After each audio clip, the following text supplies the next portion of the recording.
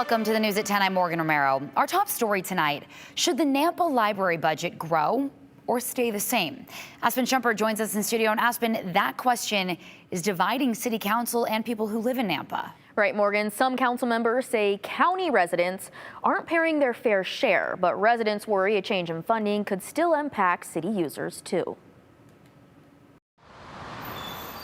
We learn in school the mitochondria is the powerhouse of the cell. Well, the library is the powerhouse of our city.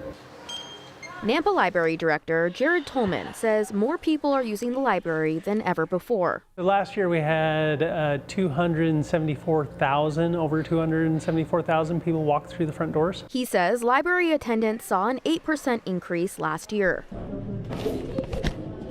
That's why Nampa resident Amy Michaels Lichenhan, who is a library regular and chairman of the Idaho District 12 Democrats, say the library should be getting more funds, not less. Just really an important piece of our community that's actively being utilized, and it doesn't make sense to take money from the library. Nampa City Council is considering whether to keep the library's budget at current levels or increase it by about $175,000 for the upcoming fiscal year 2027. The library itself wasn't asking for additional positions or additional services. It's just the cost of things going up. Tolman says the money would help cover rising operational and material costs, plus required employee increases for cost of living and health insurance. But Councilman Sebastian Griffin says the library's funding model needs to be addressed. But I still think it's unfair that we have not increased our county dues at the same amount that we've increased our budget, because myself and everybody else that lives in the good city of Nampa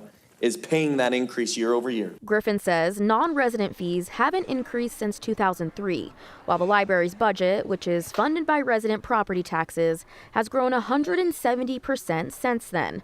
The library board recently approved raising those non-city user fees, but the increase still needs council's sign-off. If everyone renewed, we're projected to bring in an additional $14,000.